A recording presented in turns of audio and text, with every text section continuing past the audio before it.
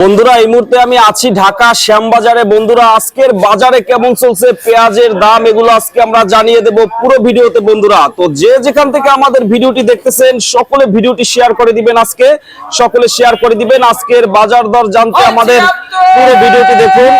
আজকে আমরা ঢাকা শ্যামবাজারে জানিয়ে দেব কেমন চলছে বেচা বিক্রি, কেমন চলছে দাম, হাটের বাজারের দাম জানাবো পুরো ভিডিওতে। বন্ধুরা তো যে যেখান থেকে দেখতেছেন অবশ্যই কমেন্ট বক্সে জানাবেন যে কে কোথা থেকে আমাদের পুরো ভিডিওটি দেখতেছেন। এই মুহূর্তে আমি আছি নিউ বাণিজ্যালয় ঢাকা শ্যামবাজার। বন্ধুরা আসসালামু আলাইকুম ভাইয়া। ওয়ালাইকুম আসসালাম। ভালো আছেন ভাইয়া? আছি আলহামদুলিল্লাহ ভালো। ভালো আছেন ভাইয়া?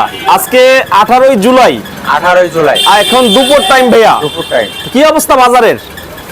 বাজারের অবস্থা, মাল তো আমদানি কম, তুলনামূলক আমদানি কম, এবং ব্যাপারীরা যারা আপনার হাটে মাল কিনতে যায় হাটেও আমদানি কম, মালে হাটেও দিন যাচ্ছে বাজার বাড়তেছে, বুঝছেন? এখন কৃষকের তো অনেকেরই তো মাল কমিয়ে গেছে, এরপরে মাল কুচিয়ে গেছে, অনেকেই তো আপনার মাল ফেলে ফেলে দিয়েছে। আর এখন সবাই হলো পাট কাটার ব্যস্ত, পাটের দাম বাড়তি বিলে সবাই এখন ওই পাটের দিকে চাহিদা, পেঁয়াজ বেচা ধান্দা সবারই কম। ঘর দেখতেছি ভাইয়া একদম খালি ভাইয়া। খালি তো, পুরা খালি। এইদিকে কিছু আছে, আবার এই যে বিক্রি হইতেছে দুপুরের পর তো থাকবে না কিছুই।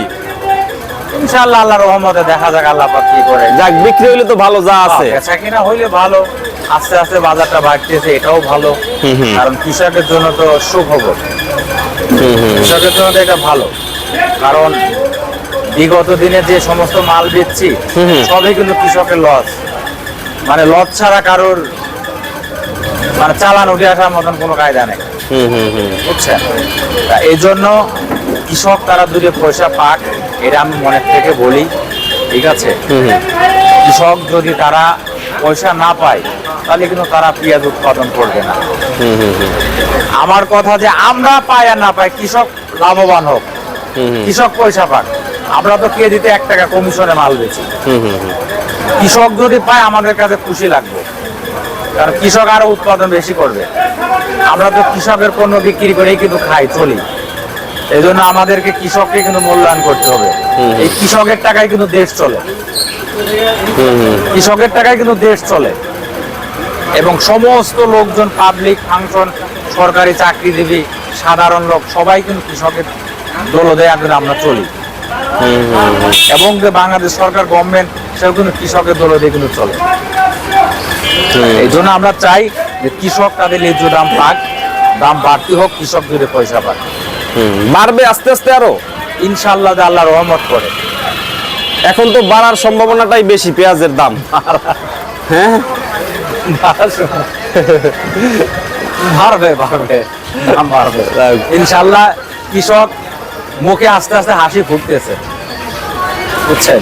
বুঝতে পারছি। আমি দোয়া করি কৃষকের জন্য আস্তে আস্তে বাড়ুক, এটাই দোয়া করি, আর কিছু না। এই ব্যাপারীরা কি অবস্থায় আছে ভাই? লাভ হয় ব্যাপারীদের?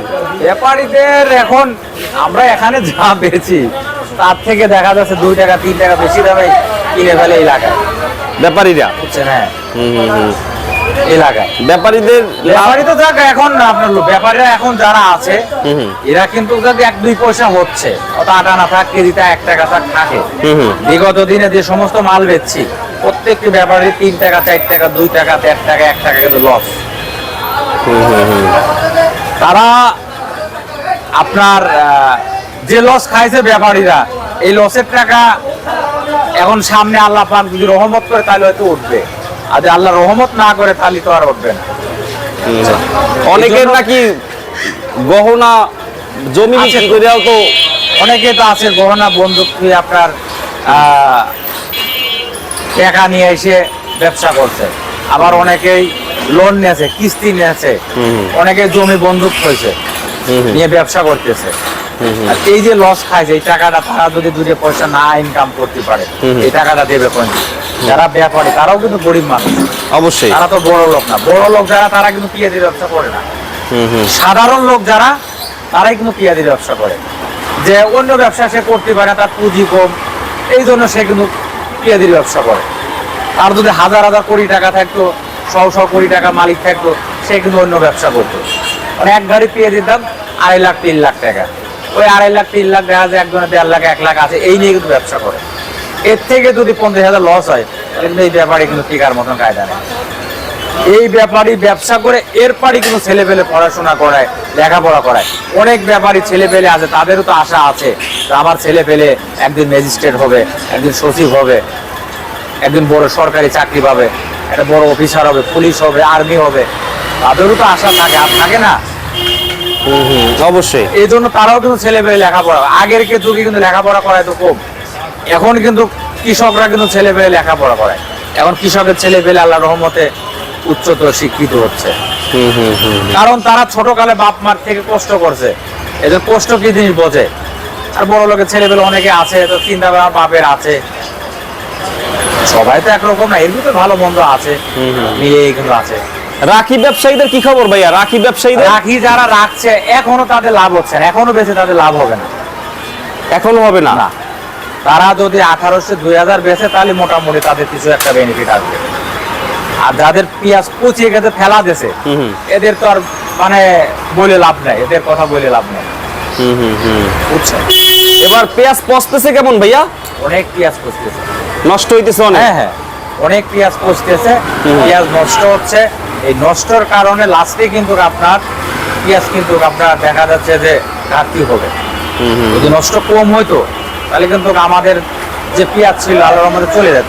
এরপর দেখা যাক আল্লাহ পাক কি করে, হয়তো আমাদের বাইরের কোনো পেঁয়াজ লাগবে না। আমি সরকারের কাছে বলি, বাইরের তো কোনো পেঁয়াজ যেন আমদানি করে না সরকার। আমাদের দেশে যা আছে আল্লাহর রহমতে ইনশাআল্লাহ এটাই চলবে।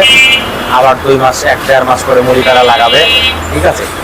একটাই চাওয়া আমার, কৃষক যাতে তাদের ন্যায্য দামটা পায়। সরকার জন্য কৃষকের দিকে খেয়াল রাখে, এবং কৃষক তারা সার, বীজ, কীটনাশক এদের জন্য ন্যায্য দামে পায়। কৃষকের জন্য কোনো লোক না ঠকায়। বড় বড় কোম্পানি, ওষুধের কোম্পানি, সারের কোম্পানি, তারা যেন কৃষকের না ঠকায়। তাদেরকে অনুরোধ করে বলে আপনারা লাভ করেন, সীমিত করেন, কৃষককে ঠকায় না। তারা গরিব মানুষ, নিরীহ মানুষ, তাদেরকে যদি ঠকান আল্লাহ কিন্তু এটা মানিয়ে নেবে না। কারণ তারা মাথার ঘাম পায়ে ফেলে ফসল করতেছে।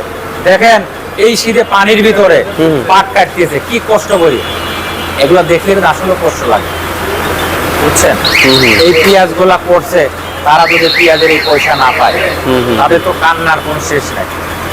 পাটে কি দাম পাবে কৃষকরা? পাটে আল্লাহর রহমতে আছে। পাট আপনার দেখা যাচ্ছে যে 4400, 4300, 4500 টাকা যে দাম আছে। আলহামদুলিল্লাহ, অনেক কৃষকের কাছে শুনছি করে যে না আলহামদুলিল্লাহ আল্লাহ পাক দিলে পয়সা আমাদেরকে দিচ্ছে। কিন্তু মেন হলো কি আপনার যদি খ্রিস্টান, একটা খ্রিস্টান 1200-1500 টাকা 2 বেলা খাবার দেয়, আসরে আজানে আগেই বলে চলে যায়। 1200-1300 টাকা একজনের, মানে 1200 টাকা তাও পাওয়া যায় না, 1500 টাকা। মানে লোকজন সবই ঢাকা এলাকা খালি, বুঝছেন? কিন্তু ঢাকাতে ইনকাম নাই, মানুষ ঢাকা ছাড়ে না, কিন্তু এলাকায় করে খ্রিস্টানি তো পায় না।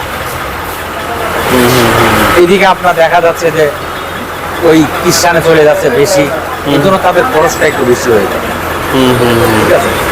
যারা গরিব মানুষ খ্রিস্টান, তারাও তো বাঁচতে হবে, তাদেরও তো চলতে হবে। আজকে ভাইয়া বিক্রি কত করছেন উপরে এই পেঁয়াজ গুলো? আজকে পেঁয়াজ বেচছে আপনার 37-36, 37-36 করে, মানে 37 টাকা উঠছে আজকে। 37-36 টাকা বাড়ছে আজকে একটু। আজকে যারা কিনছে তাদের পড়তে হবে 39-40। আজকে 1400 টাকা মাল কিনতে, 1350-1400 টাকা মাল কিনতে। মানে কালকে কত পড়তে পারে দাম? এখন কালকে দেখা যাক আল্লাহ পাক কি করে। তবে বাজার তোমার লক্ষণ কম, কমবে না ভাবে সেরকম হয় না। আপনি বোঝেন না যে আমার ঘরে সবসময় জন্য 2-5-7 গাড়ি মাল থাকে। আজকে ফাঁকা, ফাঁকা পুরা ফাঁকা। আপনার এই 2 গাড়ি মালে কি হয়? এটা তো শুধু আপনার না, সবার। সবারই। তাহলে আমার পাইকের আছে 1-150, এক পাইকে 10 টাকা নিলে পরেও কয় পাইকের মাল? অনেক লাগে এই অবস্থা। এইটা কত করে ভাই?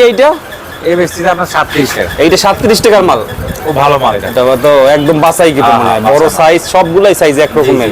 37 টাকা দাম তো মনে হয় ভাইয়া 40 হবে। 40 তো হবে ইনশাআল্লাহ, হবে না বলা যায় না, কালকে হইতে পারে। তো ভাইয়া সারের দামটা অতিরিক্ত এখনো নাকি? সারের দাম এটাই তো সরকারের কাছে বলতেছে আপনাদের মাধ্যমে, যে কৃষক যেন তাদের ন্যায্য দামে সার পায়, সরকার যেন এদিকে একটু ব্যবস্থা করে। ঠিক আছে, ঠিক হয়ে যাবে, সময় লাগবে। এখন আসলেও এখন এই যে কৃষির থেকে বাড়তেছে, একমাত্র আল্লাহ জানে, আর যারা ইম্পোর্ট করে নিয়ে আসছে তারাই বলতে পারবে যে কোন কারণে বাড়তেছে। তারপর আপনার এই যে এই, যুদ্ধের কারণে অনেক কিছু কিন্তু যুদ্ধের এসে দাম বাড়িয়ে যাবে। কারণ যদি সবকিছু ঠিক মতো না পায় সমস্যা না। তাহলে আমরা চাই, দোয়া করি তারা যেন যুদ্ধ না করে শান্তিতে যেন থাকে, এটাই। ঠিক আছে ভাই, থ্যাংক ইউ ভাইয়া। ফোন নাম্বারটা বলে দেন। আমাদের ঘরের নাম মেসার্স নিউ বাণিজ্যালয়, শ্যামবাজার, ঢাকা। আমার ফোন নাম্বার হলো 01715978036। যদি কোনো কৃষক ব্যাপারী মাল দিতে চান দিতে পারবেন, ইনশাল্লাহ মাল বেচা হবে। আপনাদের ছোটা টাকা আপনাদের হাতে আমরা বুঝাই দেবো। এবং কোনো ব্যাপারী কোনো পাইকারি যদি কিনতে চান, এটা আমার নাম্বার, যোগাযোগ করবেন, ইনশাল্লাহ নিতে পারবেন আল্লাহর রহমতে। থ্যাংক ইউ ভাইয়া, আসসালামু আলাইকুম।